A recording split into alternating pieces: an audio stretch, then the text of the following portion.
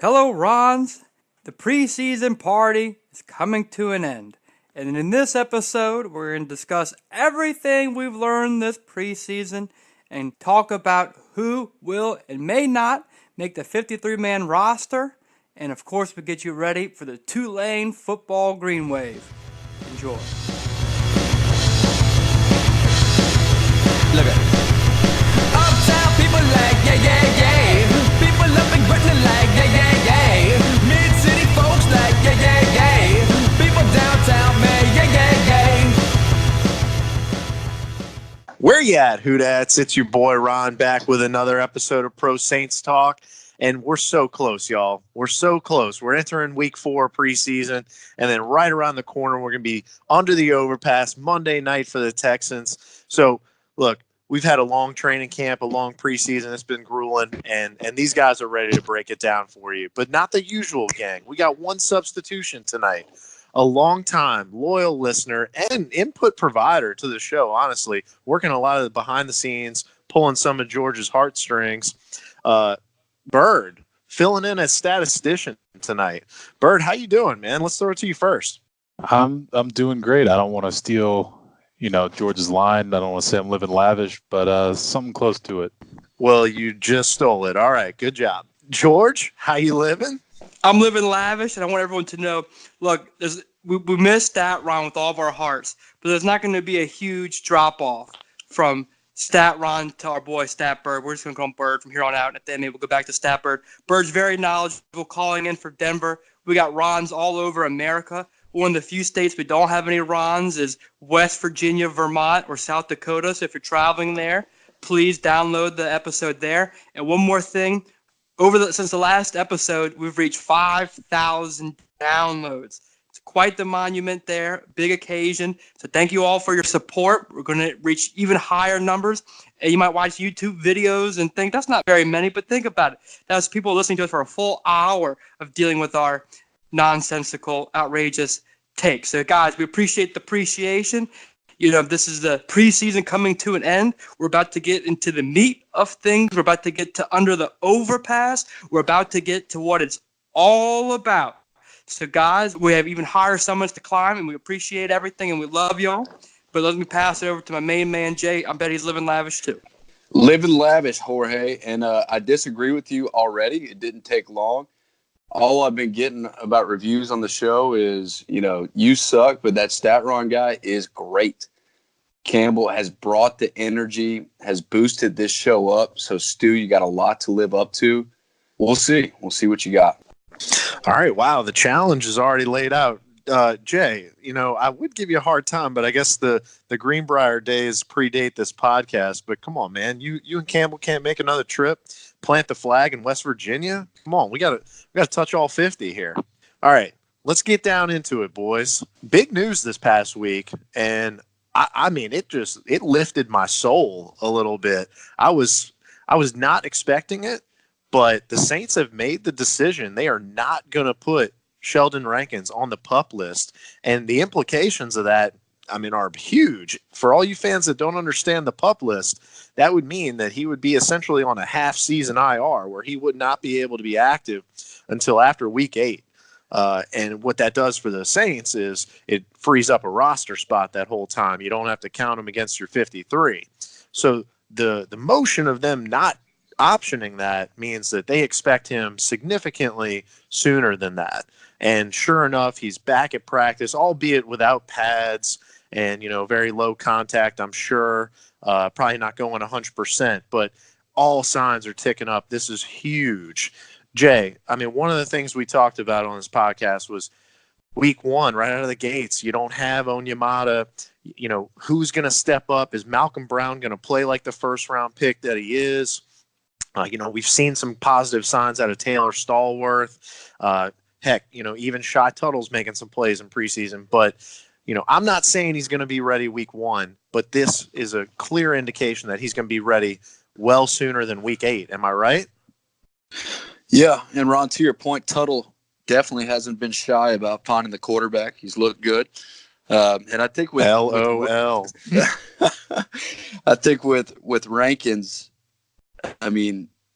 last year watching him, he was very quick off the ball, very slippery. He was hard to block for offensive linemen. And that's what you need from a defensive line. You need disruptive guys on that front four to create havoc for quarterbacks, running backs, and to make it easier for the 7 guys behind them. And then when you have Rankins, I think when he's at his best, he's an all-pro type guy. He's not Aaron Donald by no means.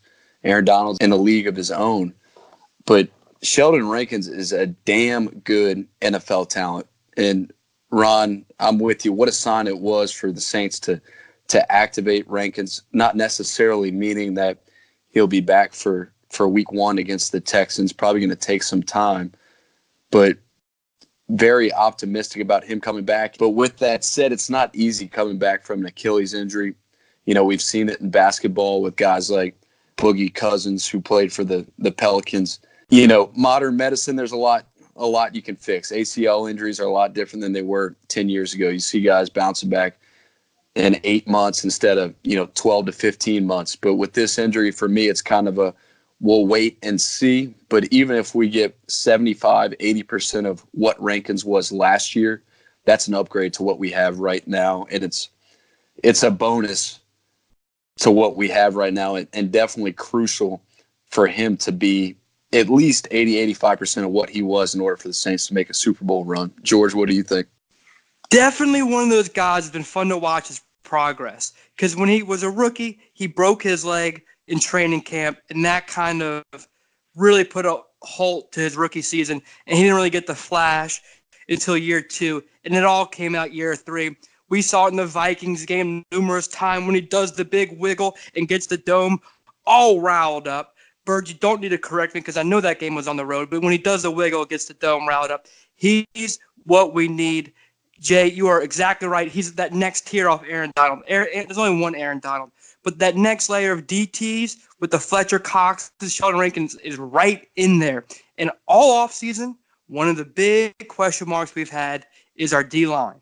And if he comes back early, so there was a report out there that he's 4 to 6 weeks away from right now, which would put him after the Cowboys game, which is our first 4 games is a tough stretch. So if he comes in after that game and solidifies our D-line goes back to having 4 first-round picks starting.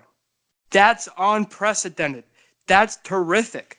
Then we're going through the home stretch with a fantastic foundation on our defense. And by then, hopefully, knocking on wood, my boy Davenport, you know I all love him, will be kicking in gear and will be full force all the way through. So very optimistic. This is an early Christmas present. I can't believe how quickly he came back. Like Jay said, Boogie took him forever to come back. Kobe, it's a very difficult injury. Some guys, it's their Achilles heel, pun intended. It's their end. It's over. It's the back-breaking injury. Other guys, they come back. Let's do the sign of the cross and hope Rankins comes back to full force because, boy, is he good. Ron, what are your thoughts on Rankins before we move on? Well, I mean, could lightning strike twice, for the Saints with Okafor and now Rankins? Jay, what does this do for Davenport's sack prediction? I mean, I don't know if you had a chance to break down the film from this past weekend. I know y'all were tipping him back at the Pro Uptown Talk fantasy draft, but it was a little bit different effort for Davenport when he's not getting chipped and he's got Cam Jordan on the other side. Could this, you're talking about Rankins, who had a career high 8 sacks last year. Like we were saying, let's just assume he's 85% of who he is, and maybe he can get you 5 or 6 sacks down the stretch. I mean, man, does that just boost, or does that take away from that prediction you got for Davenport? I think it boosts, right? The more productive guys on the offensive line, that, as you alluded to, Ron, the less attention you're going to get. And I think Rankins is a very good player, so he deserves attention in his own right. So like you're saying, that should single up Davenport a little bit more and have less focus on him. So I think it's a good thing for him for sure. And about that bet, we definitely need to come up with, what the payout's going to be if he doesn't, not 8 sacks, I'm saying 10 sacks. If he doesn't get the 10 sacks, what do y'all think about shaved head? Oh, it's in the Whoa, professional world whoa, here. man. Is Hey, the double yeah, I mean, life come on, kind we of all got infringing day too much jobs. here? Let's let the rounds determine that. Maybe eat something or just do something outlandish. But that's a bit much. But I like where your head's that at. sounds pretty safe. I'm really think he's going to get 10 sacks. All right. Well, pencil that in. I'll put a poll question out on the Instagram. We'll see if the fans have anything more creative that we can roll to. So, all right, timing of this podcast, we were talking about it. This is going to hit y'all fans tomorrow, maybe hours before that fourth preseason game, which, heck, I know earlier in the preseason we were saying, man, how necessary is preseason? I don't know how necessary this fourth preseason game is, but it is necessary for a few position battles, I would say. And first and foremost, where I want to go with this one is running back. What did I see this past week? I saw, again, Washington. I cannot fault his running ability. The guy can run.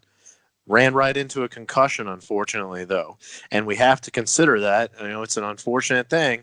But and then the second thing I have to consider is, how big of a spaz is this guy catching the football? I mean, he makes one good screen pass, makes a good move upfield. But, man, everything Zigbo's showing me is, George, I know this might be a little blasphemic, but he's almost looking like Pierre Thomas-esque vision coming out the backfield with the ball in his hands. The guy just seems like he catches the ball, looks upfield, gets a good feel for where his blockers are. I like what I see out of him as a receiver, and he runs hard, and I think that'll all improve. But George, if you had to say today, who's making the team? Let's just assume the concussion's nothing for Washington. Is it a Zigbo or Washington? Can I say both? I think they're both going to make the team. Dwayne Washington can't catch a cold. It's hard to watch him out there attempting to catch a pass. It's like Dwight Howard at the free throw line. Doesn't belong. Zigbo, I love that Pierre comparison. Maybe a bit more power, how Pierre was so aware of what's going on. Hopefully that'll develop with Divine as Zigbo, but he doesn't have that divine awareness that Pierre had. So to answer your question, I would say both. Washington is turning into just a one-trick pony. He's going to run between the tackles and be your gunner on special teams. Is that a requirement? We have other guys that could potentially do that. Hardy, namely. You need two. But if I had to pick one, a Zigbo, but the final answer is both. All right, that's interesting. Bird, I got your first assignment here. I think I already know the answer to this, but I'm not positive. And, I'm walking on eggshells on this podcast nowadays.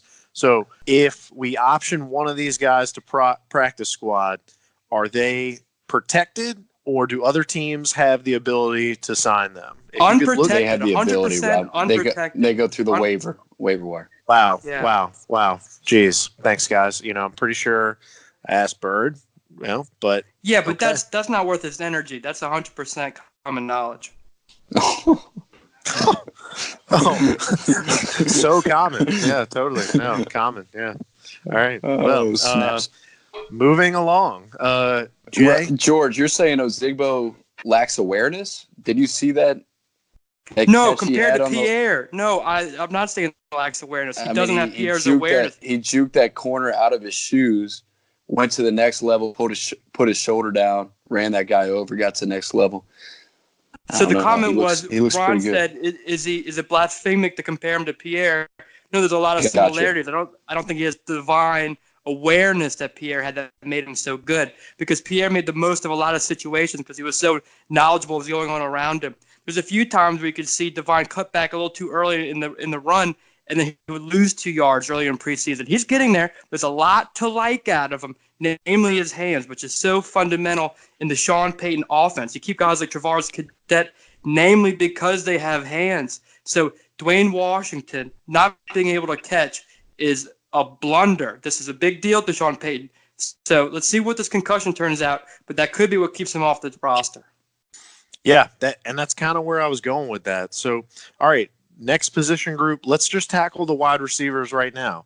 I mean, this has got to be I don't know how you do it. If you're the coaching staff, if you're Curtis Johnson, I mean, I just feel like they're going to be basing a lot of this off of practice film and material, because the games, it's just very hard to separate people. One thing I thought was interesting, though, Deontay Harris getting reps at wide receiver. And heck, Jay, I'll let you have your whole segment on your boy after he made the highlight reel. But as far as wide receivers, Butler finally making some catches. Still had one drop that Coach CJ chewed him out pretty good for. But what are we thinking, Jay, in terms of depth chart right now for the wide receivers? I mean, Austin Carr's making a few plays. Kirkwood finally getting healthy and getting in there. What do you think right now? Yeah, I've got some takes on the bottom half of the receiver roster. I think Butler has done enough to solidify himself as on the 53-man roster. I saw him make some nice catches with his hands, which led you to believe that the beat writers aren't telling fairy tales out there. It was good to see the evidence of that last Saturday night. So I think his first catch was over the middle where he had to go down, extended his hands. Nice catch. He had a couple of those. I think it seems like Breeze has really connected well with him. And then just looking at the guy, he's a big target. I have a hard time believing, after all the reports I've heard from camp and actually seeing him Saturday night, I have a hard time believing that he will be cut. And then Harris has got to make the team. We talked about him. We talked about him a lot on this podcast. But after returning that punt for a touchdown, and you just see it, like I said last week, it's kind of in slow motion to him. He sees the hole, he goes. Man, what a weapon he can be. Down here, we call that land yap. We weren't counting on an undrafted free agent to come in and make a difference right away, but that's what he's going to do. And then with Kirkwood, it seems like CJ has got great trust in Kirkwood.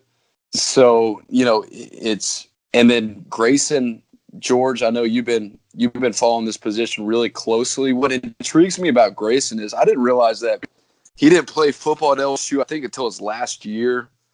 Bird, you can look that up. But for a guy that ran track for so long and then is starting to play football, he looks pretty damn natural. He runs good routes. He catches the ball well. It's not like it's bouncing off his helmet like Benny Brazil, who went to the Olympics but couldn't catch a cold. So it's pretty intriguing what's going on there.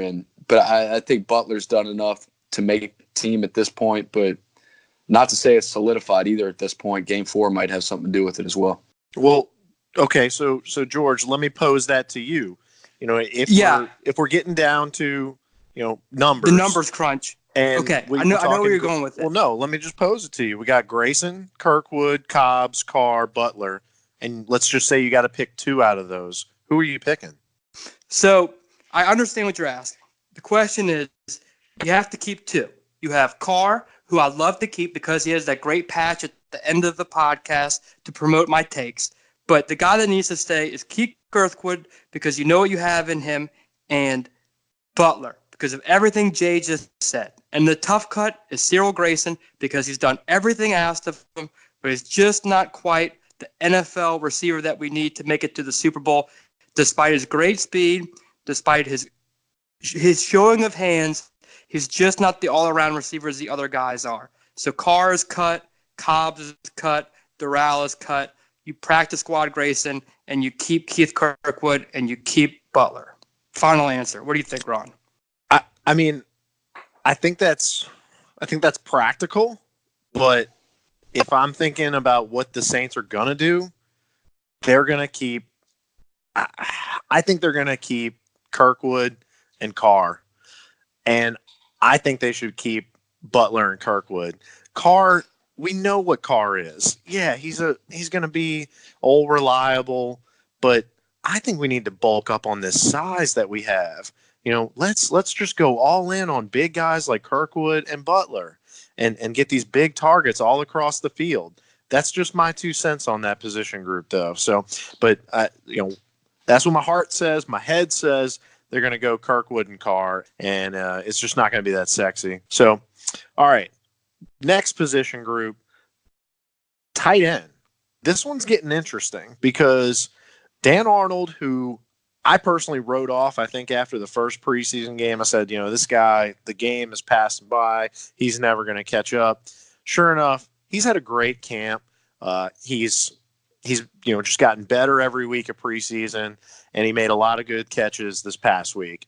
But so is AJ Derby, and I like what I see out of these guys. It's another position where you got an unfortunate injury to Mac, where he's playing big time catch up right now, and I just don't think he's going to have the opportunities to get back up. And then you got Griffin, who had an injury this past week as well. So George, since you gave the Saints 4 running backs, I'm going to say you only get to pick one of these tight ends. Mac, Griffin, Derby, Arnold. Which one? Well, Griffin's out now, and I like AJ Derby. He was great out of Arkansas. He was always injured with the Broncos, and it seems like now he's putting it all together. Dan Arnold is intriguing as a receiving threat, but I think AJ Derby offers more as an all-around tight end. I'm a bit worried Dan Arnold's a head case, and look for Alize Mack to be on your practice squad. Jay, what do you think? So I think Darby is a guy that's reliable, reminds me of Dave Thomas, who we had on a Super Bowl run. He doesn't have the highest ceiling, but he catches everything that's thrown to him. He's been impressive. He's done well. Called in not too long ago, a week and a half ago, has taken the playbook and run with it. I think a guy like Dan Arnold, very high ceiling, but I don't know how much you can trust him. I think he's proven since the first preseason game, he's come a long way and he's played well. I think you like him just because of what he can be. But this is why general managers get paid upwards of $1 million. And this is why scouts work, 12, 15 hours a day to make decisions like this. Because do you go with the guy that's got the high upside like Campbell and he's further along? He's not where he was last year. He's better than he was.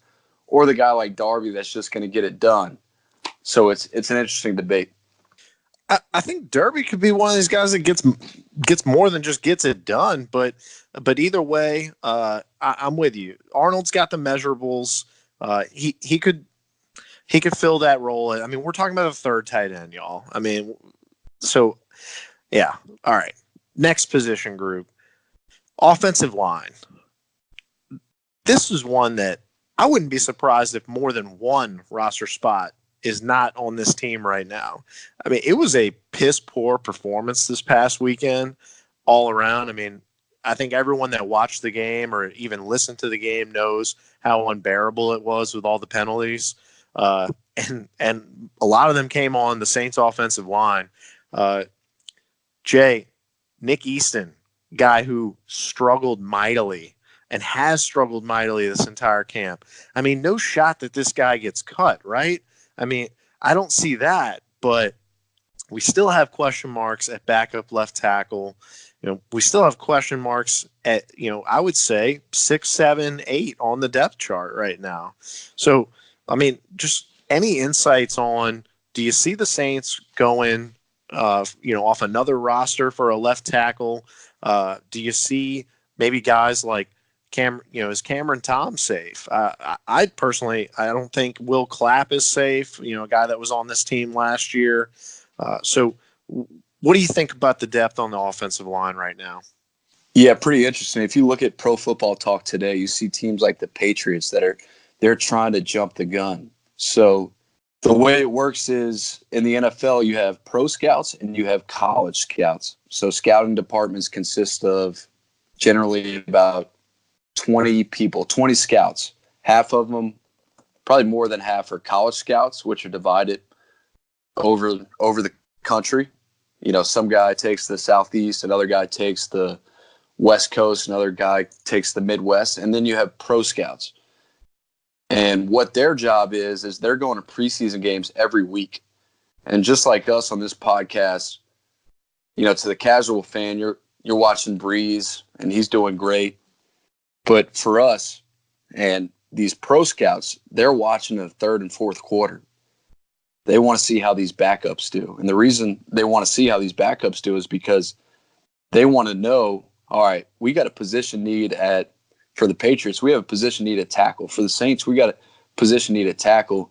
Who is the best guy out there that's playing right now? And they might have a good college report on him, but they weren't able to get him as an undrafted free agent or in the draft. And they're watching him to see, all right, man, this guy's playing really well. They're deep at tackle. If he hits the waiver wire, he's going to go in a second. So let's make a trade for that guy right now before, they cut down to the 53-man roster. So I think that's what you're seeing right now is a team like the Patriots, who I think traded for 2 tackles today. That's all because their pro scouts are out there looking. And I think Ron and George, we've talked about on the show, there's some players that are going to be on our 53, on the Saints 53, that are going to come from other teams. And I'm not sure if the Saints need to pull the trigger and start making some trades for those guys in order to get good depth, because, Ron, you alluded to it, Easton is not playing up to it. And I think he'd be a great cut maybe next year on the cap. I don't know how good it would do us this year. I think it would be better for the Saints just to keep him, see how it pans out as far as the salary cap goes, and cutting him. But that's my input on the offensive line. George, what do you think? Jay, you're right. It's a very team-friendly cut if we wait a year. And Ron, before this podcast started, there were 2 names that I want to address because we haven't gotten to talk enough about them this preseason, and they deserve some attention for all the wrong reasons. One is this Tim Lolito lookalike named Nick Easton, and 2 is Patrick Robinson, who's returned to the Patrick Robinson of the Saints that we don't know and love, or that we know and don't love, I should say. Remember in the draft, we were talking that we need a left tackle for all the reasons that we're still saying it now, but J.O., our draft guru, came in and said, man, I'm looking at your depth chart, and you got a guy named Nick Easton penciled in as your starting center. That needs to be upgraded pronto. And he said, y'all need to get a center. Lo and behold, we get Eric McCoy, who's the real deal Holyfield. The real McCoy, I should say. He's looking good. Nick Easton is not looking good. He looks like Tim Lolito. He looks frantic out there, and he can't make the play he needs to make. He looks a smidge better than Clapp. The only guy, to answer your question, that looks like he belongs on that second unit is Cameron Tom. And they like this guy, Marcus Henry. He's grading out. He's the 3rd string center. He might make the team.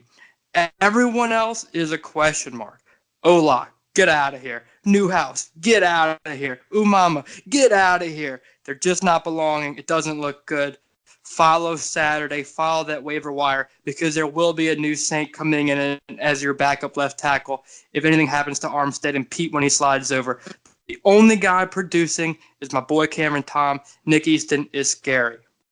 Yeah, and one thing that we didn't talk about was, hey, Armstead played a series. That was great to see. I didn't hear anything about an injury. And that's one thing that we're probably not going to talk about much on this podcast at all is, hey, you saw exactly what you needed to see from the ones, and then they got out, and that was awesome. I mean, that was just the perfect level of confidence that we need going into Monday night against the Texans. But yeah, talking about Omame, whatever. We're not going to remember this guy's name because he's not going to make this team. This dude freaking tackled Derby on a screen pass, man. Yeah. Boy, that was bad, Ron. That's going to be on week 1. Come on, man. Like, that was ridiculous. Dude just like, I don't know, was seeing red. It was just, hey, man, anything I can hit, I'm going to hit it. So, all right, moving along. Let's go on the other side of the ball. Defensive secondary. George, let me pose this one to you. Ken Crawley, Justin Hardy, Marcus Sherrills, Kayvon Webster. You got to pick 2. Who do you want? I think of that group, you only keep 1. So think about it. So you're going to keep Hardy. So, okay. 5 corners? So let's name them. You're going to keep Hardy. You're going to keep Lattimore. You're going to keep PJ. You're going to keep Apple. And you're going to keep P-Rob. You're going to have 5 corners. So the other guys get cut. Yeah, well, I guess if you're keeping 4 running backs, I guess so. And our D-line depth is funky too. So if you look at it and you take one away from another, you can only keep 5 corners because our D-line depth is funky because of the 1-game suspension to Onyemata. And then Sheldon Rankin's not on the PUP means that he is on the 53. So our D-line is very funkadelic too. Therefore, you can only keep 5 corners. How you shake it out, pen to paper. All right, so wait, repeat that back for me. I missed that. So who's our 5th corner in your mind? Hardy. Ed Hardy. Hardy Hardy Jr. over Crawley, huh? Crowley's on the plank, dead man walking. Hey, what a crazy NFL career he's had with us. It's something with our cornerbacks where they have really high highs and really low lows, like Ken Crowley and Fred Thomas. We've seen it before, but man, he plummeted fast. He had a roller coaster career. Fred Thomas. At one time, we loved Ken Crowley, but boy, it happened quick. So no, let him go. Ron, yeah, you're right. I mean, Fred Thomas from. Ooh, I don't UT have it. Martin. Oh, I was thinking Tennessee, but I was like, Come no, on, man. that's Jabari Greer. I really was. So, all right, you got me there. You got me. Okay, Jay, same question. Let's assume we're keeping 5 corners. So we're going to assume Lattimore, Apple, PJ, and P. Rob. So you got Hardy, Webster, Crawley, and I'm just throwing Marcus Sherrills in there because, hey, that is his position. You got to pick one. Who do you want? I'm going to defer to George on the corners. Full disclosure here, I haven't gotten to watch those guys at the bottom of the depth chart as much as I would like, but I think that one of the big developments is Sherrill's a guy that we're all excited about coming in, a free agent acquisition. Looks like at this point he's on the outside looking in. But as far as those guys making the roster, let's stick with George's opinion here. Yeah, I mean, I hate to chalk it up to injury, but we've got to be talking about Marcus Sherrills as one of the bigger busts of training camp, just because, yeah, he did come in with some legitimate hype that, oh, the Saints finally got a professional return man coming in, and we just never even got to see it. So it's a shame. If you're asking me, I will say Crawley, I feel like, has played better in coverage this preseason. He's been snubbed, I think, by a bad call or two, and he had a pick go, I think, right through his hands this past weekend. But yeah, I guess I'm going to give Hardy the nod as well because of his special teams efforts. So, okay, let's move it right along then. You know, we're just hitting them for y'all one by one here. Like we said, I mean, we're going to be right up against the final cuts, and it's going from 90 to 53. Man, if this was a Hard Knocks episode, that'd be a stressful time in the coach's office, just doing these back to back to back, just murdering them. So, safety. This is a weird one for me. Wait, Ron, before we jump to safety, can we talk about P. Rob before we leave cornerbacks? Because does anyone out there, Ron's and co-hosts, does anyone have any confidence that we're about to see the Philadelphia Eagle Patrick Robinson? George, in his defense, he's been out on an island, and I think the Saints acquired P. Rob again to put him in the slot, which you haven't really seen him in. I admit I'm an optimistic person, but no, he's looked bad, frankly. But he hasn't played in the slot, the position that the Saints picked him up to play. So I think that's the silver lining in this. Well, I would counter that with he might be third on the depth chart on the slot, dude. PJ might be ahead of him, and Chauncey Gardner-Johnson plays the slot. So he's got some competition there. I don't think that's his role right now, starting at least. So I think he's going to have to do a little bit of both in order to get some playing time. Because yeah, I understand what he was good at in Philly, but I think the Saints signed him to, hey, you're going to come play our football. I mean, just like we signed Eli Apple, hey, you're going to come play our brand of football. So I think they thought he legitimately got better. And so is he expendable, Ron? Is he a guy you look to trade? For what? He hadn't shown anything this year. You'd be Did you see selling? Did you see those Gatorade coolers? They need a replacement there. Man, you'd be selling another team on 2018, performance, 2017 performance, whatever. Heck, if we could get something for him, great. But yeah, he has just looked embarrassing this past preseason. I mean, he's looked like those 2014 through 2016 defenses where guys are just looking up. I mean, into the lights, man. It looks like it's moving really fast for him. Looks like he's thinking a lot. And guys, Dennis Allen gave a very open conversation on WWL. They asked Dennis about Patrick Robinson, and he was full blast, open and honest, and saying how disappointed he has been in P-Rob, and that right now PJ is ahead of him on the slot.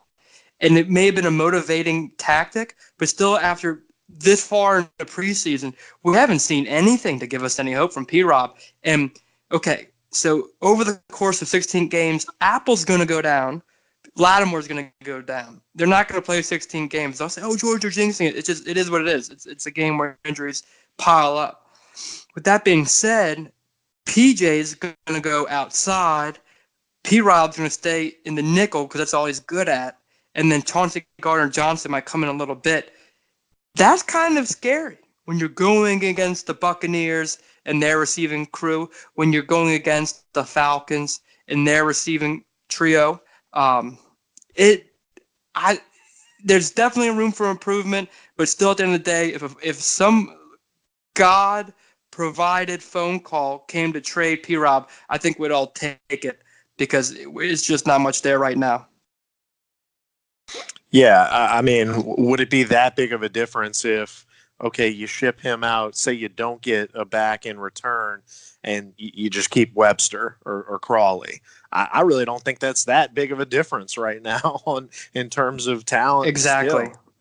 So, and we might be reading way too deep into this, but the Saints have been blitzing a shit ton this preseason, and I can't help but think because they know, yeah, we're going up against those passing attacks, and we've got to reduce that time for the quarterback, and we're just going to gamble, which, you know, we'll see. But we could be extrapolating big time on that.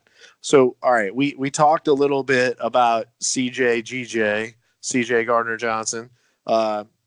George, you know, one guy I think is going to make this team, and you tell me if you disagree, JT Gray, I feel like has made enough plays and, oh, by the way, has played enough that Saquon Hampton I don't think has a spot on this team right now. What do you think? Is that a splash report, or am I out to lunch? Disagree. What a JT take Gray, there, Ron. JT Gray made the team last year and had everyone's head spinning because he was one of the last guys they thought would make the team, and he did it. So it's going to happen every year. You just have a JT Gray that makes it. Don't forget, he gave up that big play versus the Vikings when Boone ran for that touchdown in the second half. JT Gray allowed that. JT Gray is very, very, very fast. He and Hardy have speed that not many DBs have nowadays. I like Gray, but no, think about it. You're gonna keep five safeties. Williams and Bell, the two starters. Banjo, the special teamer. Chauncey Gardner-Johnson, and then your fifth guy will be Saquon Hampton, who probably won't dress out right off the bat. JT Gray, he won't make it. I'm rooting for him, Mississippi State. He shows you some things, but no, I think Saquon Hampton's ceiling is way, way, way higher, a potential starter, because we're not going to be able to re-sign Marcus Williams in a few years because we have other contracts to sign. So you're looking at a potential starter in Saquon Hampton and JT Gray, a fly-by-night special teamer. So no, Saquon Hampton's a much better prospect to keep than JT Gray. Well, all right, Jay, you know, before I turn that over to you, I just want to preface this with what are we basing this assessment of Saquon Hampton on? You know, I understand y'all went to Yeoman, y'all put the eyes on him, but we're basing this off of what, nine practices and one preseason game in which he got hurt, and we have no idea what the injury is.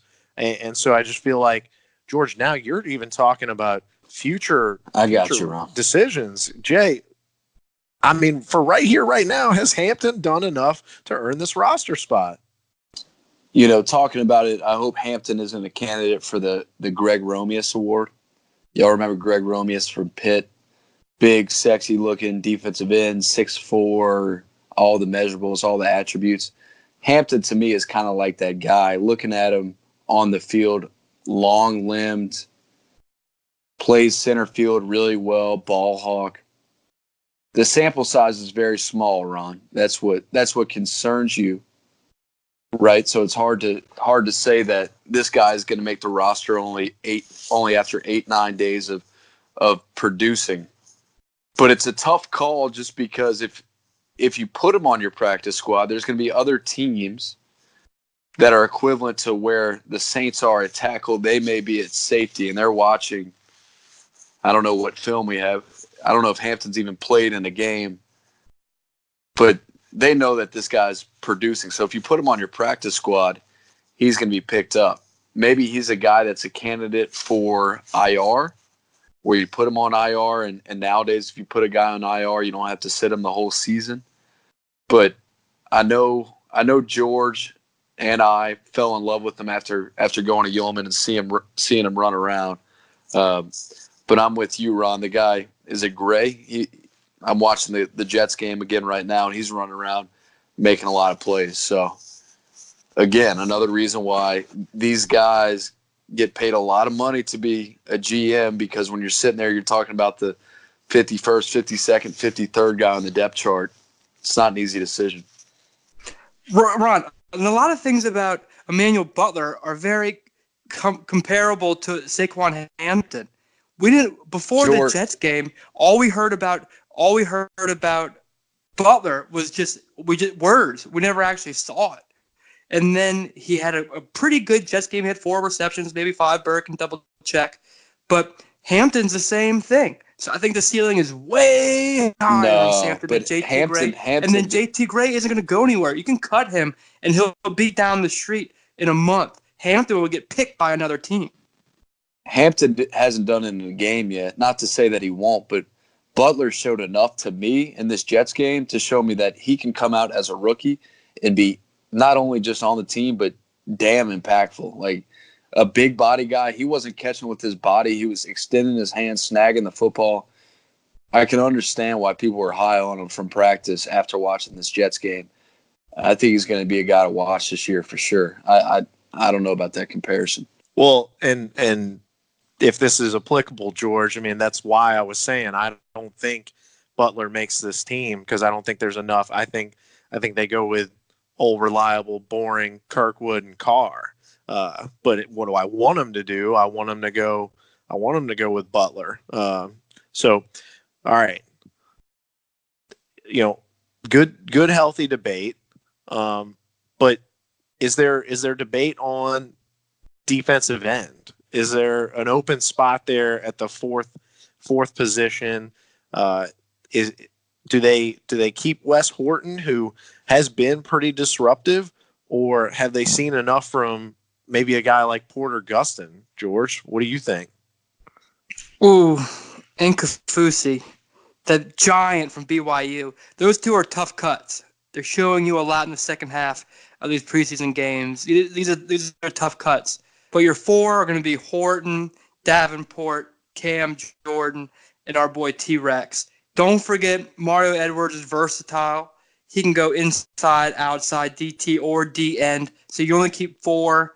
You want to keep Kafusi. You want to keep Porter. Hopefully you can stash them. Don't count on it. Maybe a team is seeing the same thing we're seeing. They look good. Tough cuts. I don't want to be Ireland. I don't want to be in the room telling these guys to do everything asked of them, but you still got to pack your bags and go. But no, those are my 4. What do you think, Jay? I think looking at Hendrickson, man, he's been extremely encouraging. Looking at Ninkovic's stats, Ron, George, earlier this week, Bird, check me on this. I think he had 8 sacks 3 straight years with the Patriots. And that's a guy that got every little bit of toothpaste out of the tube. And it looks like our friend Trey Hendrickson might be heading the same direction. If you look at Hendrickson compared to Ninkovic, similar measurables. Ron, is he a guy that can get 8 sacks? I mean, 8 sacks. Yeesh. I'd be happy with 8 sacks out of Davenport, dude. Yeah, yeesh. I love it. I love it. Maybe if Cam Jordan took a 16-game nap, I think that's squeezing a lot of toothpaste. That I would love it. We're rooting for him. But I wouldn't put a shaving my head on the line for that one. Did it. No, I know. Greg Romanus consider the environment. There's a lot of guys. Consider the environment. I mean, you're talking about there are so many factors. I mean, Belichick obviously on defense. Before Matt Patricia left, Patricia the defensive coordinator. Let's just also consider the weakness of the AFC East. I mean, I don't think that can be ignored in the Patriots dynasty. So a lot of factors there, Jay, in those numbers. But I think right guy, right place, right time, all that good stuff, and right guy too. I'm not taking anything away from Ninkovich, but yeah, highly, highly optimistic. Okay, so all right, I got another question for you, and this one's coming from a fan. I got this one coming off Instagram from my boy Johnny Lou. Yeah, you right. All right. Let me see who wants this one. Actually, I'm gonna throw this one to Bird. All right, Bird. The question is, who is going to step up into the wide receiver 2 position this year? So let's make that more defined and say, who's going to have the second most catches on this team? Who's going to have the second most yards, second most receiving touchdowns on this team? Well, I'll take that question. And if you want to get real technical, second in reception, second in receiving touchdowns, probably going to be Kamara. So we're not looking at anybody that's on the roster right now in the receiver spot that's going to fill that stat number. But the guy that could come up with, 50 catches, maybe 60 catches, you really want to see it out of Kirkwood, but I mean, he's not going to get more than 2 or 3 looks a game. And I just, still don't trust Traquan yet on the other side. And if we get 16 games out of Ted Ginn, he could be that guy, but I mean, I really don't see any of those guys jumping out, and that's the scary part, especially if Thomas goes down. And Bird, give us the name.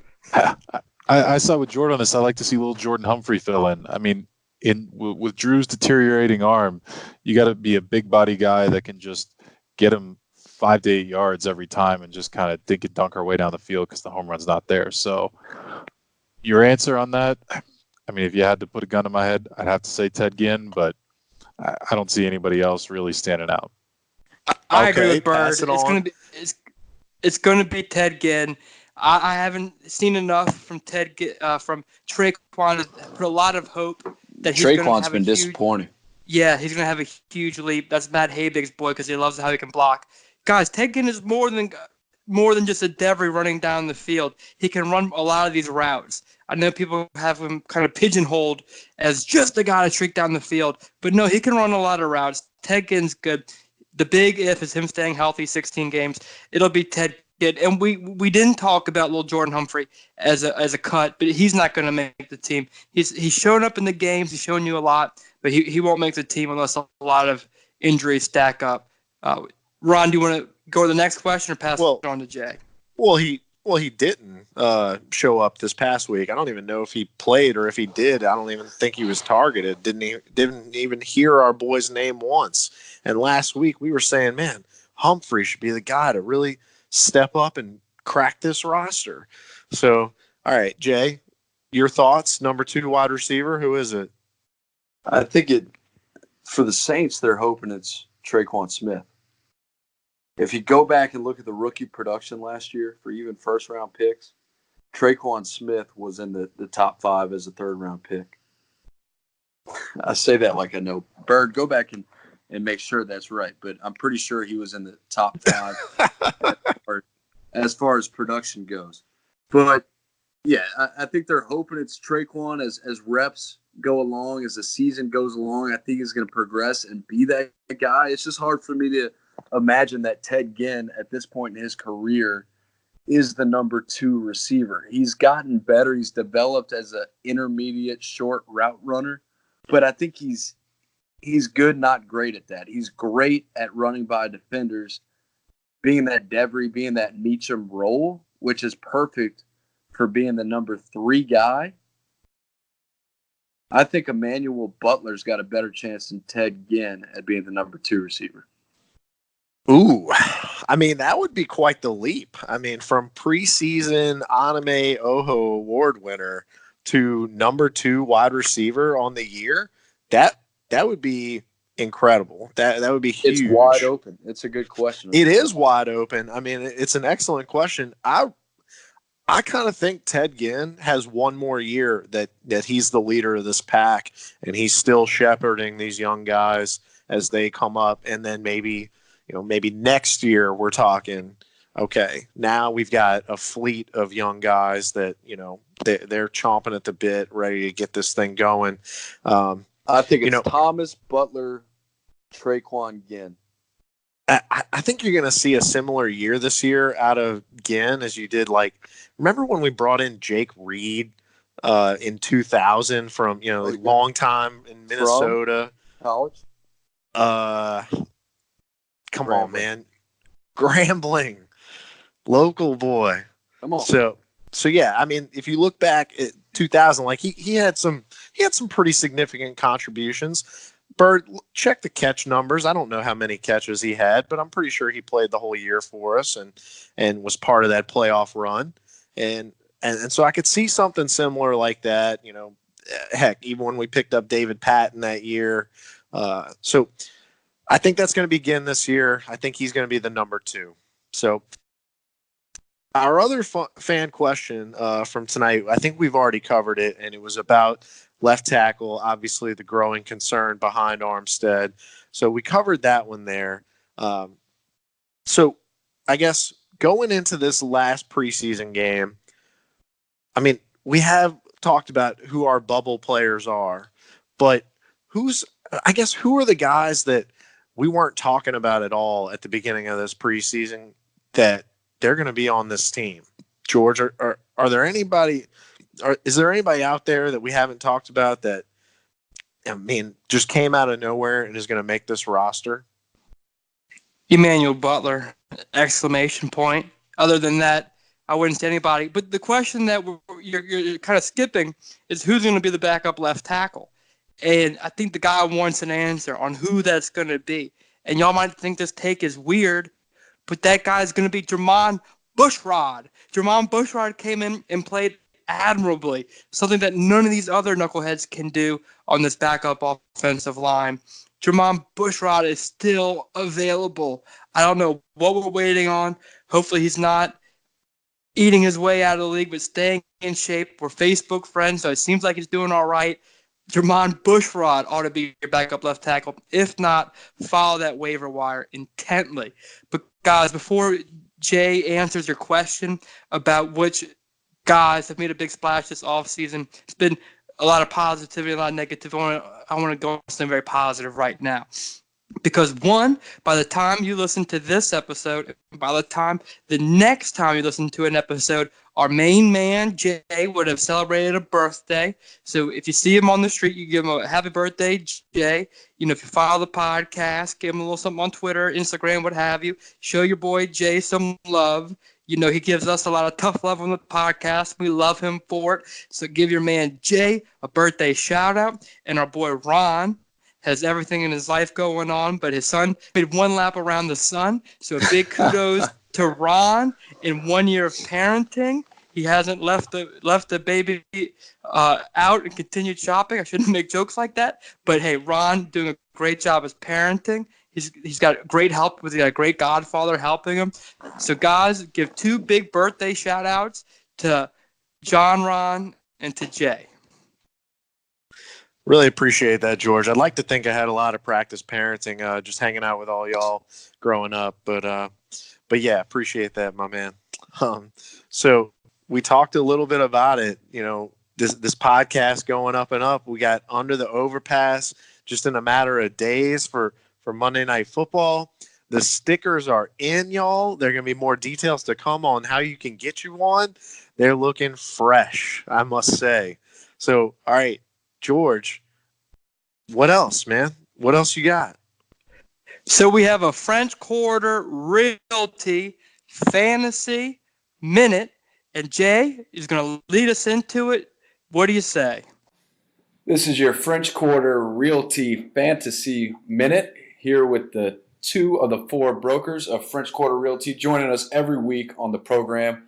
We got George Johnson and Eric Wilkinson. We came screaming out the gates last week with the draft advice. Great advice. I know I followed it last Saturday in Hopedale for our buddies' draft. Today, we're going to talk a little bit about buying and selling players with some fantasy drafts still left. I know some of you guys haven't drafted yet, guys and girls. Eric and George are going to break it down for you real quick here in the French Quarter Realty Fantasy Minute. George, what you got? Thanks, Jansen. First thing, I had a couple of drafts and I noticed a couple of trends I thought that could be helpful. One thing is that I am buying T.Y. Hilton stock. We all know Andrew Luck is retired, and I think that scared people off of the Colts a good bit. But T.Y. Hilton, who was previously being drafted in the early second round, now you can get him in the late third or fourth. I still think he'll be very productive as the number one receiver. The other player I'm buying is Matt Ryan. He is projected to go in the late sixth round, which is tremendous value. He has more points the past 3 years than any other player. He may not be as popular as Rodgers and Mahomes, but 13 of his 16 games this year are in the dome, where he tends to put up much better numbers. All right, guys, I got two deep sleepers for you. I want you to keep a look on. I'm buying Darwin Thompson, number one, backup running back for Kansas City. Got that Andy Reid offense. The guy's already getting goal line carries. Look for him to make a splash, get him deep late in your tournament. The other guy, our New Orleans Saint, Latavius Murray. He flashed in Oakland. He had a terrible offensive line in Minnesota. He's got a chance to be a big-time producer with or without Kamara.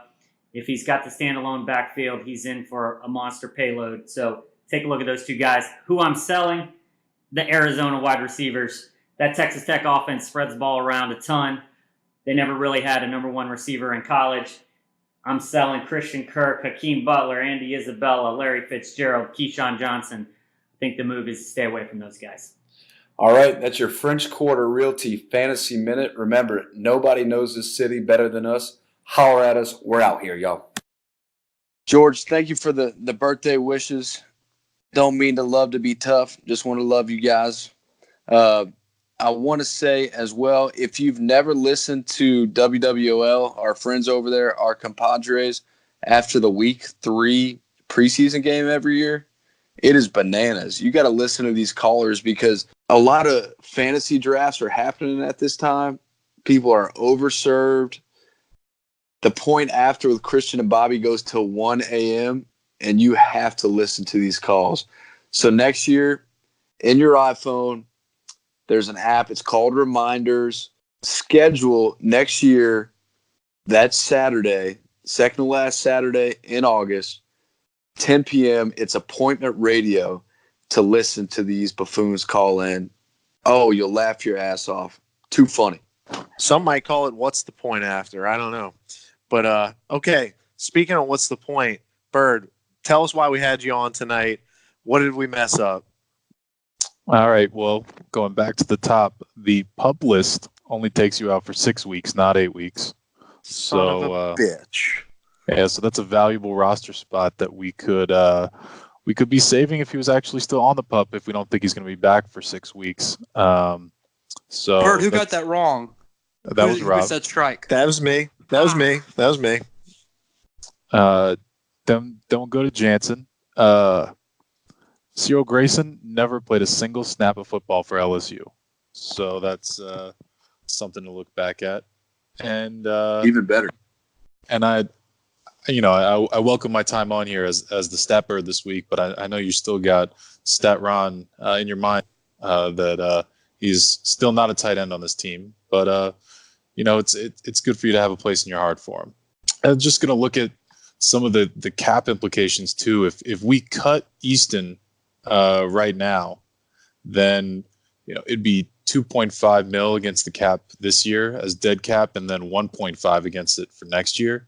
But if we can trade him, we will only take that half a mil dead cap hit this year, and we'll have $2 million in cap savings next year. So a trade would be pretty big. Same story sort of for P-Rob, where if we release him right now, it's 5.35 against the cap this year and 2.5 against it next year. But if we can trade him, it's that same hit against it next year, but we can save $4 million on the cap this year. So, if we could wing some trades, I know they're hard to do this time of year, but that would be some big cap savings for us down the line. You were right about Nikovic, though. He did have 8 sacks for 3 straight seasons. And Traquan was 18th in catches last year amongst rookies and 13th in yards. And then looking into yikes. Yeah. And then looking into Jake Reed. Jake Reed actually had 2 separate stints with the team. One in 2000 where he only played 7 games and had 16 catches. And then another stint in 02 where he did play 14 games but only managed 21 catches. So, those were some big catches. All right. Yeah. That was just maybe the magic of that playoff run got to my head a little bit. Okay, so really appreciate your efforts tonight, Bird, man. That was awesome. First off, how'd you enjoy it, man? It's it comes fast and furious. I mean, sometimes I just get lost listening to it because been listening to you guys for over a year now, so it's hard to be live with it. But I mean, you guys put the info out there that the fans need. Appreciate it. And speaking of the info that the fans need, look, I know we talk a lot about the LSU Tigers on this podcast, but we got to show another program some love, and we got just the guy to do it. Our man, Sir Baldwin, where, y'all got to get up on Tulane. Willie Fritz, he's up and coming. The beers cost as many dollars as the recruits have stars. That's right. $3 beers for those 3-star recruits. You can go see them over at Yeoman. Man, they're killing it, y'all. And so, look, we got Baldwin with us to break it all down. Roll wave. We have a big decision to make Thursday night. Do you want to go to the 4th preseason game and watch the backups, or do you want to watch Tulane football home opener? You see, you give so much attention to the best team in town, the New Orleans Saints. But hey, there's football being played elsewhere. Yulman Stadium, Tulane football. And to break it down is our main man, Baldwin. Baldwin, how we doing? I'm living lavish, my man, like you taught me. How you doing? Living lavish myself, trying to follow in your footsteps. Now tell us, big game tomorrow night, home opener. Who's Tulane's quarterback going into the season? What can you tell us about him? McMillan, the lefty, LSU transfer. He came in mid-season last year, won a handful of games, and turned the season around. Last year was looking pretty desperate. Ended up not only getting bowl eligibility, going to a bowl, winning a bowl, but also getting a share of the AAC West. So I'm pretty excited. This is easily the best quarterback we've had opening day since I can't even think, maybe Ryan Griffin, but probably even I'm personally more excited about McMillan than I was Griffin. I agree with that. Other guys on the offense that we should be watching out for in Yulman Thursday night? J.J. McCleskey's son, transfer from Oklahoma State, had to sit out last year. He actually put up pretty good numbers for Oklahoma State when he was there. This is going to be his first action since transferring. He should be a really nice addition. Obviously, Darnell Mooney's coming into his senior year. He's going to, probably be really good again. Darius Bradwell in the backfield broke 1,000 yards last year. He should do that again, if he manages to stay healthy, which he does. He has so far. Another new guy I really like, who showed flashes last year, is a guy, Amari Jones, running back, who I think should get more touches this year and is pretty dynamic when he gets the ball in his hands. Now, Baldwin, one thing Tulane can always produce is running backs. From Forte to Hilliard, producing NFL running backs. That's not a problem. The whole state of Louisiana can do that. Our problem is winning. Tulane doesn't win. And every offseason, Baldwin and I, we say, this is the year, Liberty Bowl, this is the year. We're taking a giant leap forward. And yet it never quite happens as we aspire. Now tell us, why should we actually have hope this year that Coach Fritz is going to take us to the promised land? Well, I think if you just look at the body of work that he's put together, not only before he got to Tulane, but once he's gotten to Tulane, he's not tried to find a silver bullet or build anything overnight. He's built a solid foundation, and every year he's been incrementally better. And he's shown that even when things are going well, he's not satisfied necessarily. I mean, last year was his best year, right? And as soon as they win the bowl game, he fires his offensive coordinator and brings in another one. So I think you've got a guy who's been positioning the team for long-term success, and you know, we're reaping the benefits finally. So I think we're in a really good position. I think now's the time to get on board when it's still a little bit quiet. And you know, it can be a grind watching a Willie Fritz team because he's just, you know, he's really about, you know, ball control, running the ball, well coached, well disciplined. You know, not as much of the flash, but you know, again, he's building a consistent winner. And I think now's the time. You know, we're reaping the rewards. Now is the time, my man. We've been waiting a long time for this. The time is here. Saints Super Bowl run will go run simultaneously with a Tulane Bowl run. You heard it here first from Mr. Baldwin. Yeah, you're right. Now, Baldwin, give us a couple of names on defense, and then we'll close it out. Yeah, obviously on the defensive line, you got Patrick Johnson coming back. I think he had 10 sacks last year.